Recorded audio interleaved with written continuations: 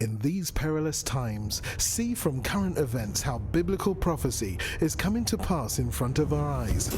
You're watching In the Last Days, the program that looks at Israel and the end times with teaching from a Hebraic perspective. With Martin and Natalie Blackham, thank you to our friends and partners who make this program possible. Now, here's Martin and Natalie. Shalom, my friend. This is wonderful to be with you today. My name is Natalie Blackham. This is In the Last Days TV program. And we have a special guest again for you today. And this is Eliezer ben Yehuda. You know him. We've done already some programs together. And again, he came to his home, Yerushalayim. And so he's with us, and we can do some special program. And we want to do it, funny enough, today on Yerushalayim, on Jerusalem. We want to tell you, first of all, please pray for our friend Yehuda Glick. He's been shot and he's in the intensive care right now. Some lungs has been taken out and they have to operate again on his stomach. He's stable, but he's still in very serious condition.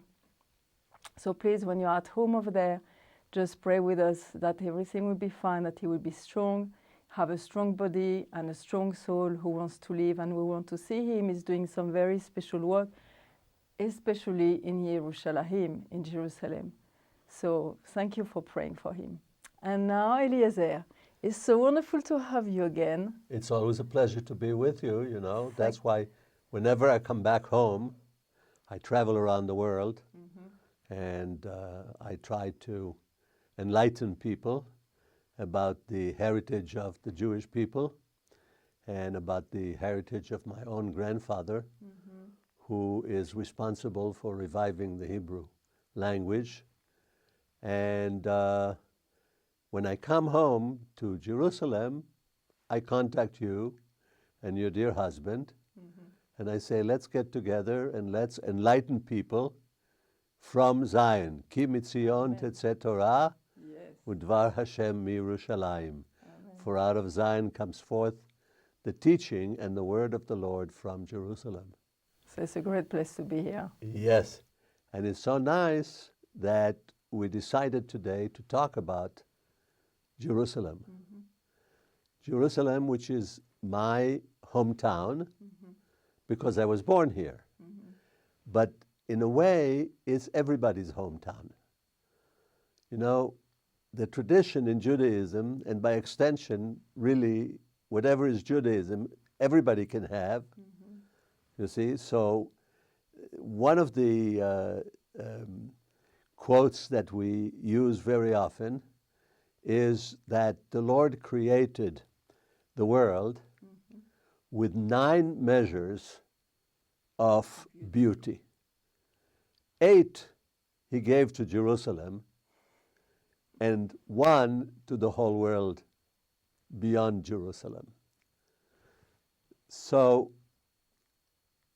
you know, when I grew up in Jerusalem, Jerusalem was a very small town.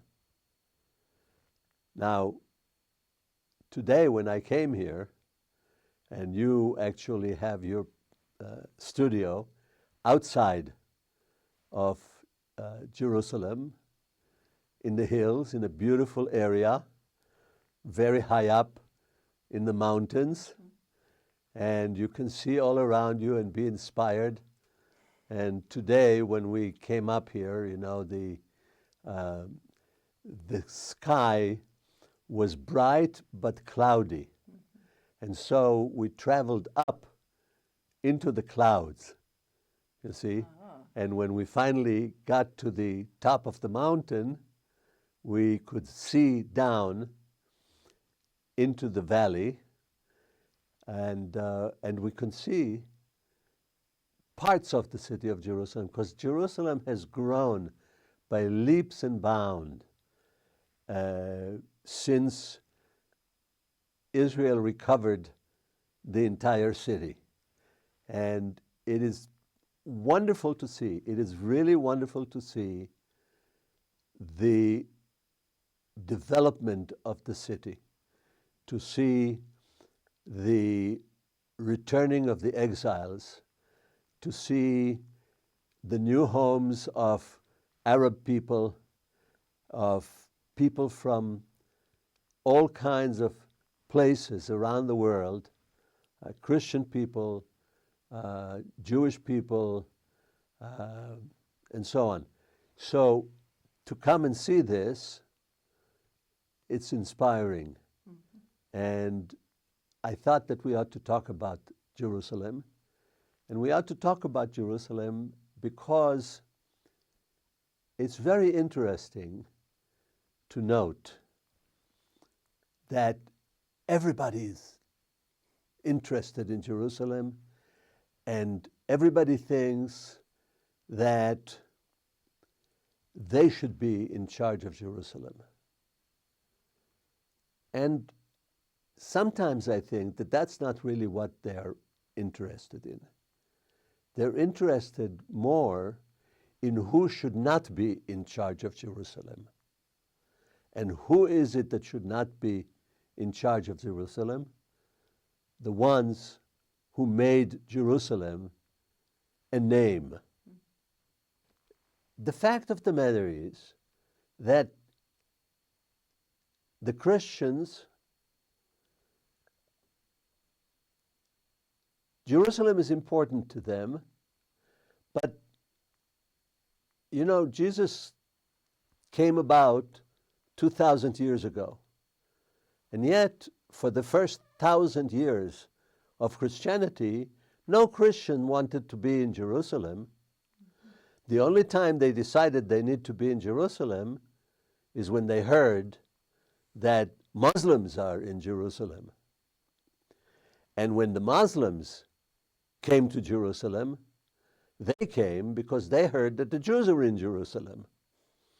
And so that is not a good enough reason.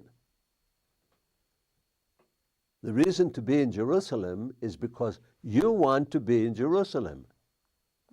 And that is something that happened a long time ago, maybe 5,000 years ago, with the Jebusites. So they built a small town there. The town was so insignificant that when Joshua conquered the land of Canaan, he just overpassed the Jebusite city, and he didn't bother to get in there. Why bother to fight another battle? You see, he said, let them die on the vine. You know, they're gonna shrink and shrivel and disappear. And then came King David. And King David said, I need to have a capital. And what can be my capital? David had a wonderful idea. He said, I can't take a city that is part of any particular tribe. So I need a district of the capital, DC. Jerusalem, DC. And so, no, DC is actually David's capital, you see. And so he said, this will be my capital because it's not part of any tribe. Because he was king for a while in Hebron. In Hebron, exactly. But Hebron was the capital of Judea, wasn't it? Correct, yes. And he was from Judea. So He was a Judean, but now he's king of all of Israel. So he needed this place for himself. And so Jerusalem was captured and was made into the first capital.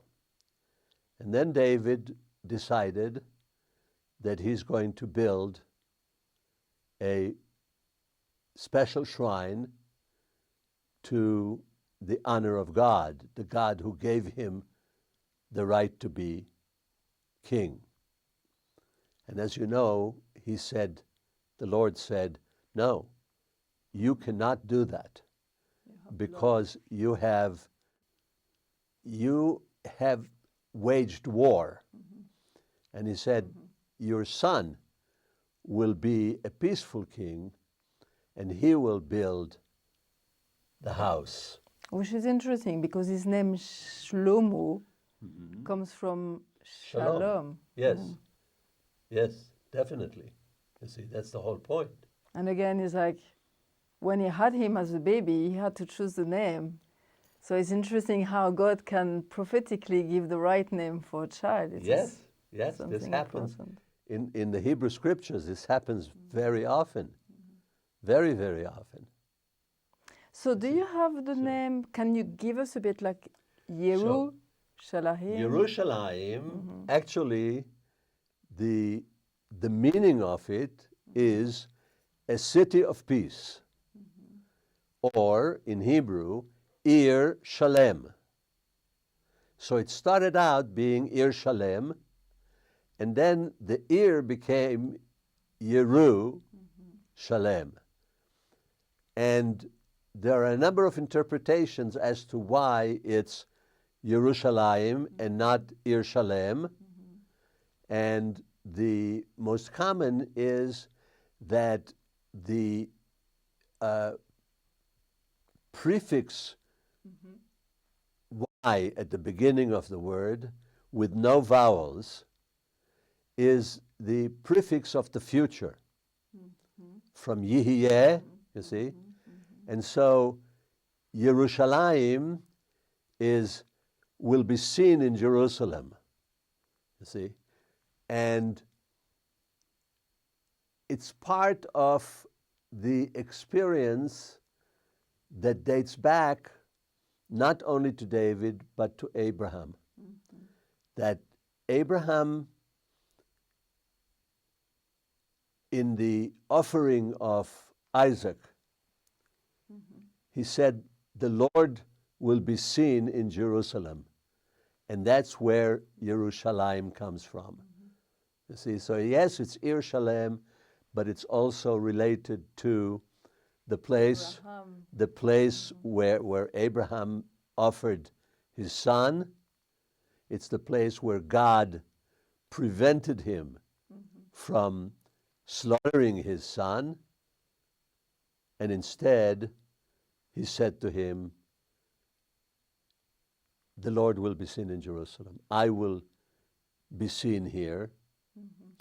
And the interesting thing is that when Solomon becomes king and he decides to build the temple, and he becomes best friends with the king of Sidon, and they bring the cedars of Lebanon to build to line up the walls of the temple, you know. I saw some of them. Do you know that? I saw some of the beams on the Temple Mount. They are still there. They find some. And unfortunately, it was in 2009, during the winter, some Arabs were burning them on the Temple Mount. You could smell, because the cedar smell is like pine. Yes. And the Temple Institute said, did you see what's happening? This has to stop. So, and there is still some remnant next to the Gate of Mercy, or the Golden Gate. Yeah. So we And can when you see do the the history here. When you do the digging in Temple Mount, you find the charred remains of the cedars of Lebanon that were burnt. You know, the Romans burnt the whole temple. Okay. Yes, yes. You see? And so in the earth, in the ground, there are the charcoal remains of the cedars that were burnt and that, you know, left the ashes there, you know. It's very sad, and it's very interesting. And when people think about the temple, of course, you know, they say, isn't it a shame that the temple was destroyed? Because that was the seat of honor of God. But it wasn't. It was, okay. It was the place more than the actual thing. Is it right? Yeah, you see, the scriptures say, "Uvanu li mikdash, v'shachanti betocham." They shall build for me a sanctuary, and I shall dwell where? In it. No, Oh, sorry. On it? in their midst. Oh, in the midst. Okay. I You're will right. dwell in their midst. Betocham, not betocho, not in it, but among them. So is the place is not the thing with the more important, is the place who is the more important, or not? What is more important is not is the that- place, Or is us? but it's us. You see? It's just like, it's the same with the priestly benediction. You know, God teaches Moses to teach Aaron and his sons to give the three-part benediction. You know, and it says, you tell Aaron and his sons to make this blessing. And then he gives the text. And so everybody says the text, you know, the Lord will bless you and keep you, da, da, da, da, da, you know. But they don't read the text. They don't read exactly what it says. Because if you read the text, it says, they shall pronounce this blessing, va'ani avarcham. They will pronounce that saying, may the Lord bless you and keep you. Yeah. And it's not may the Lord bless you and keep you, by the way. It's the Lord will bless you and keep you. You see, there's no may, there's no if. This is what they're going to say. Do you have a may? But Do you here have a may in Hebrew, or there is no? Oh, may? yes, there is a may. There is. Yehi. Okay. Yehi or, let there be light. You see? But there is different. Very interesting. Well, yeah. But the thing is, though, that it says, when they will pronounce that triple blessing, va'ani avarchem, and I will bless them. In other words, the Lord will bless the people who are listening to the priests pronounce the priestly benediction. So again, it's the relationship with Him which is the more important thing. Yes. It's not just a Because saying. the thing is, you see, that throughout history, people have been reticent to relate directly to God. God is too awesome. He is too everything. You know, He's omniscient, He is omnipotent, He is omni. So what are you going to do? I mean, you know, it's like if you stand in front of Him, He is like a consuming fire. You can't stand. You're consumed. But He still want, the thing is, He still want that. That's right. Yeah. Very interesting. We spoke with a lot of, I mean, I see with my friends here, my real Jewish friends, friends, what they have is this connection with God, this relationship with Him, and to speak to Him and all of that. And sometimes Christians think that when you are born again, it's only you who have that. But I can see around, it belongs to other people too. And it's important that we know Absolutely. that, and that Christians know that we have a lot, much more in common. Very interesting.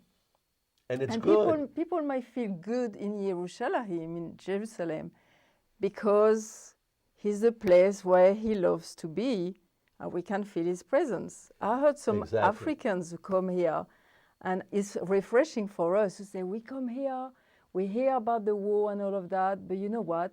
we can feel His presence here. We forget about everything. You know, every time I get ready to come back home, some of my good friends, wherever I am, you know, whether I'm in France, whether I'm in the United States, they say to me, "You're going back to Israel? Aren't you afraid?" And I say, "Why should I be afraid?" "Well, you know, there's a war going on there."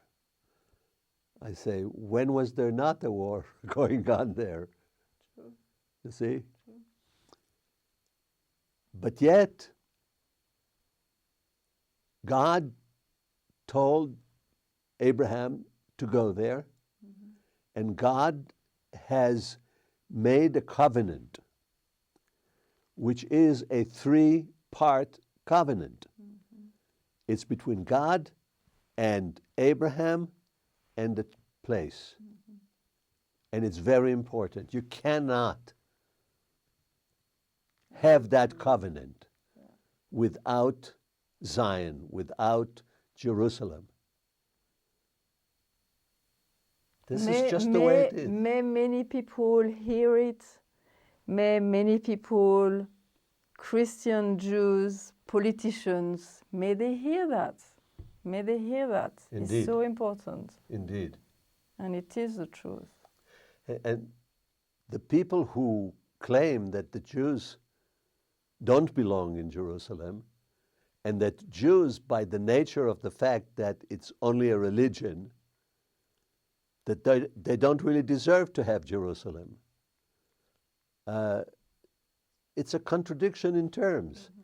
If the Jews are not in Jerusalem, then Jerusalem is orphaned. Which is also what Jesus was saying. I always wanted to gather them. And there is many passages in the Old Testament where you see the longing of Jerusalem. Absolutely. And its children. Because Jerusalem, what you said, if Jerusalem is without the Jews, it's a city without, it's like a mother without its children. That's correct. Yeah. That's correct. There is a passage also in the Bible, I don't know where, in Galatians there is, like she's the mother of a soul. Do you know a bit about that? Sure. Could you just give us a bit of something about it? Because it's not... It starts actually with Jeremiah saying, "A voice is heard in Ramah, bitter weeping and crying. It is Rachel crying for her children." And then it goes on to say the most beautiful words, "Min'i kolech mi bechi ve'enayich midim'ah." Stop your eyes from crying and your throat from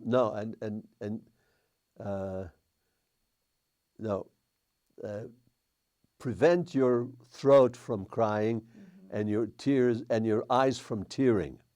That's the proper order. And it says, because the sons will come back to their land. Veshavu banim ligvulam. And they came back, and they did come back. And, you know, in 1967, a miracle happened, because Israel in 1948, 49, struggled to create itself, to be reborn. And by the pressure of the nations, they stopped fighting, and a ceasefire was imposed upon them. Interesting. You see, and they Nothing got has cut changed. off. They got cut off from Bethlehem, from the tomb of Rachel. You see, and here in 1967, they were reunited. The Temple Mount is And in our hands. The Temple Mount is in our hands, and Rachel's tomb is in our hands, And the Hebron. tomb of the fathers in Hebron is in our hands. You see? So that was really an act of God. In 6 days, Yes. which is amazing because we've just been in a war of 50 days, very long, and not so much has been accomplished compared to the 6 days. I was Absolutely. thinking about that. I say we've been 50, 50 days is a long time, and I thought in six days they took back so much territories, and I was yes. like, wow, this was really an act of God. Yes. It was kind of a recreation. 6 days of creation. This was 6 days of recreation. I don't think that there are very many Israelis who want to have a state of war.